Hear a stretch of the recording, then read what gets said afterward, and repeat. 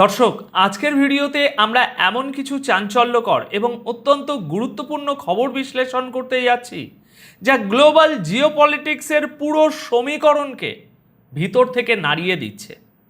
আজকের ভিডিওতে আপনারা দেখতে চলেছেন কিভাবে আমেরিকার ইন্টেলিজেন্স চিফ তুলসী গাবার্ড হঠাৎ করে পদত্যাগ করলেন এবং এর পেছনের আসল কারণটা কি, কেন ট্রাম্প প্রশাসন ভেতর থেকে ভেঙে পড়ছে এবং মধ্যপ্রাচ্যের এই উত্তেজনায় পর্দার আড়ালে আসলে কোন কূটনীতি কাজ করছে, তা একদম প্র্যাকটিক্যাল দৃষ্টিকোণ থেকে আমরা সকলে আজ বোঝার চেষ্টা করব।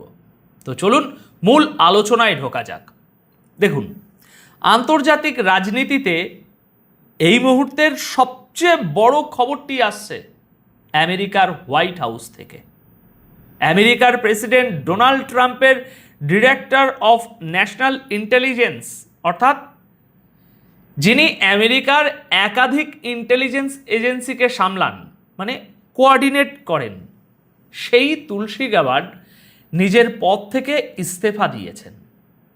গতকাল শুক্রবার সোশ্যাল মিডিয়া প্ল্যাটফর্ম এক্সে শেয়ার করা নিজের রেজিগনেশন লেটারে তিনি জানিয়েছেন যে, ভালো করে শুনবেন, তার স্বামী আব্রাহাম উইলিয়ামস অত্যন্ত বিরল এবং গুরুতর এক হাড়ের ক্যান্সারে আক্রান্ত। তিনি লিখেছেন যে এই কঠিন সময়ে তাকে পাবলিক সার্ভিস ছেড়ে স্বামীর পাশে থাকতে হবে, কারণ তিনি এত ডিম্যান্ডিং একটি চাকরি করে তার স্বামীকে একা এই লড়াই লড়তে দিতে পারেন না।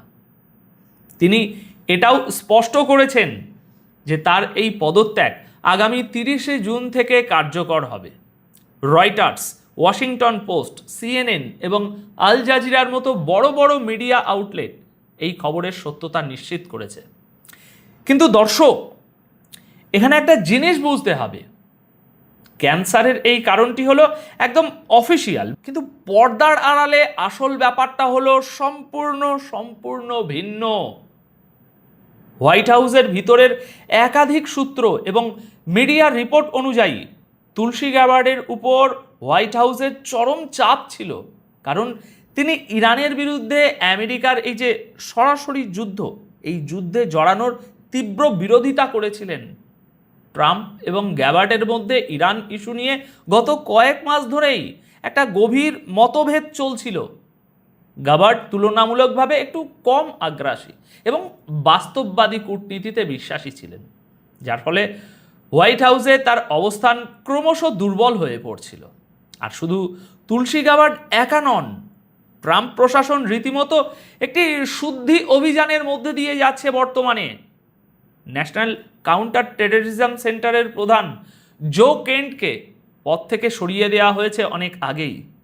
Chief army staff general Randy George এবং ইউএস অ্যাটর্নি জেনারেলকেও তাদের পদ থেকে বরখাস্ত করা হয়েছে।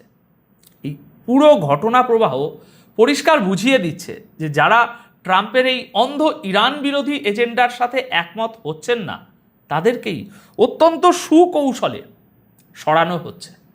এবার আসুন আমরা একটু মধ্যপ্রাচ্যের দিকে তাকাই, যেখানে খুব দ্রুত ঘটনা মোড় নিচ্ছে। পাকিস্তানের সেনাপ্রধান ফিল্ড মার্শাল আসিফ মুনির তেহরানে গিয়ে পৌঁছেছেন। আল জাজিরার রিপোর্ট অনুযায়ী ইরান এবং আমেরিকার মধ্যে শান্তি চুক্তি করানোর জন্য পাকিস্তানের এই মধ্যস্থতার চেষ্টা অত্যন্ত জোরালো হয়েছে, কিন্তু ইরানের কর্মকর্তারা খুব দ্রুত কোনো চুক্তির আশা নাকচ করে দিয়েছেন।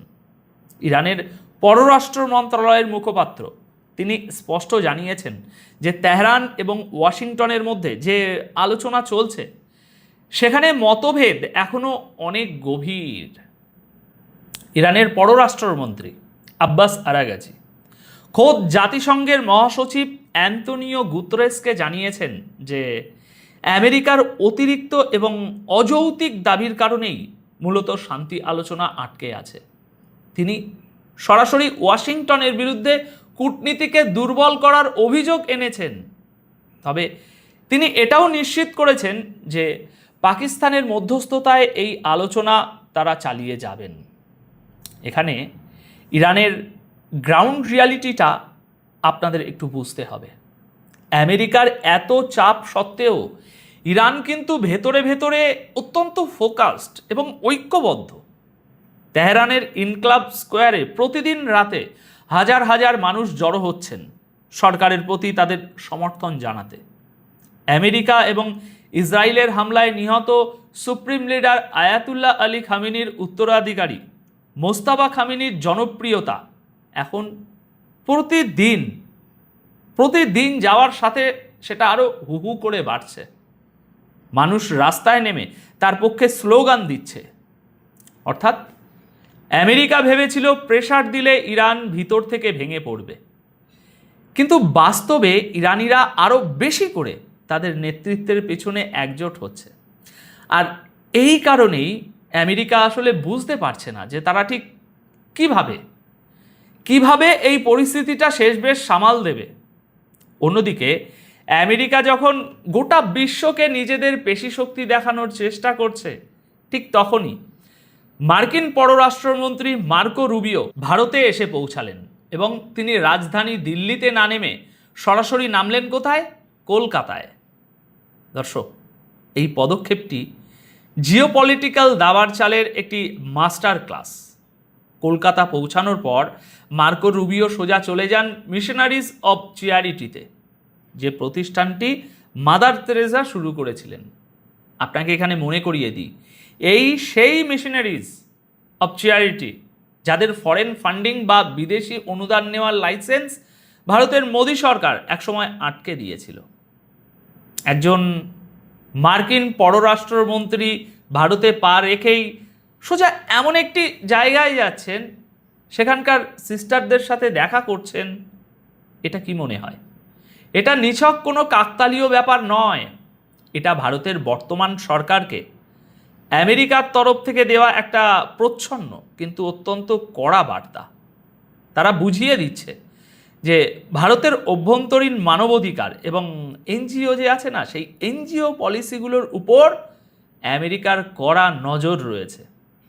কিন্তু মজার ব্যাপার হলো, আমেরিকা বাইরের দেশে গিয়ে এসব নীতিবাক্য বা চাপ প্রয়োগের খেলা খেললেও তাদের নিজেদের ঘর অর্থাৎ আমেরিকা কিন্তু ভেতর থেকেই ধসে পড়ছে।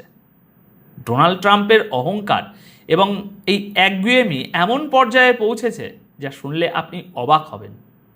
তিনি সিবিএস নিউজের একজন জনপ্রিয় স্ট্যান্ড আপ কমেডিয়ান স্টিভ কালবার্টকে তার শো থেকে সরিয়ে দেওয়ার ব্যবস্থা করেছেন এবং নিজের অফিসিয়াল অ্যাকাউন্ট থেকে একটি এআই জেনারেটেড ভিডিও পোস্ট করেছেন, যেখানে দেখা যাচ্ছে ট্রাম্প ওই স্টিভ কালবার্টকে হাতে তুলে ডাস্টবিনে ফেলে দিচ্ছেন।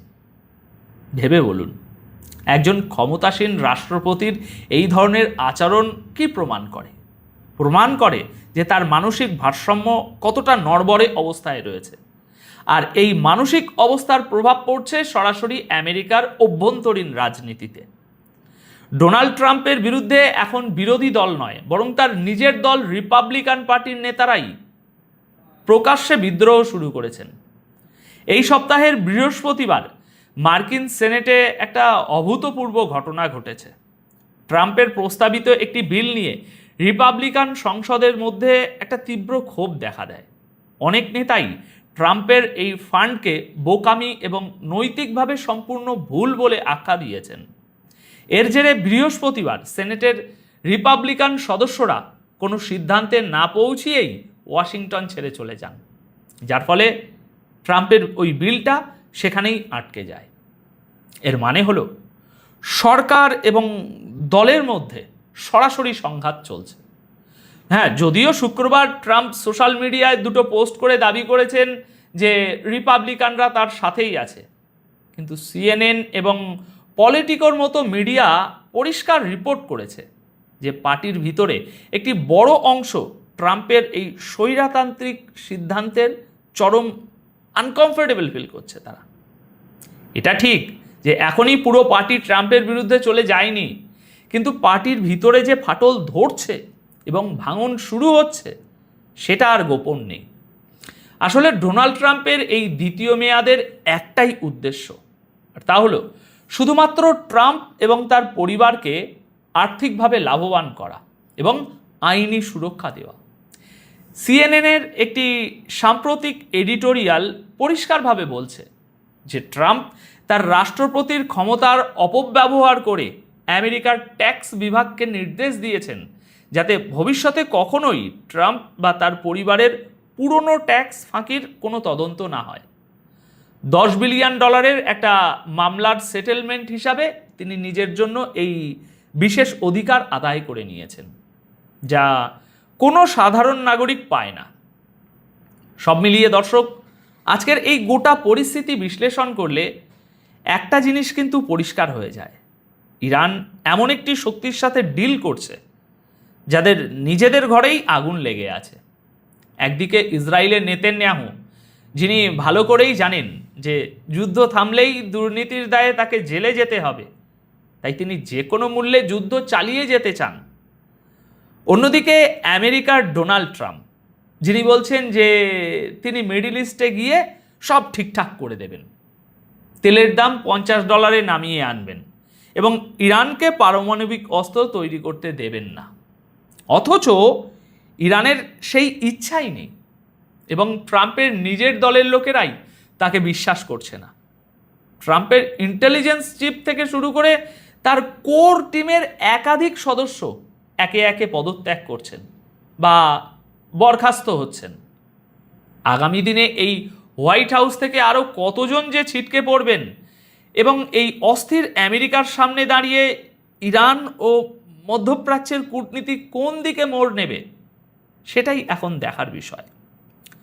গ্লোবাল পলিটিক্সের এই দাবার চালে আমেরিকা কি আদেও নিজেদের আধিপত্য ধরে রাখতে পারবে, নাকি নিজেদের অহংকারেই তারা ধ্বংস হবে?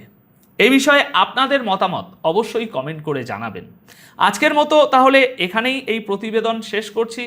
সবাই খুব ভালো থাকবেন, সুস্থ থাকবেন। ধন্যবাদ আপনাদের সকলকে।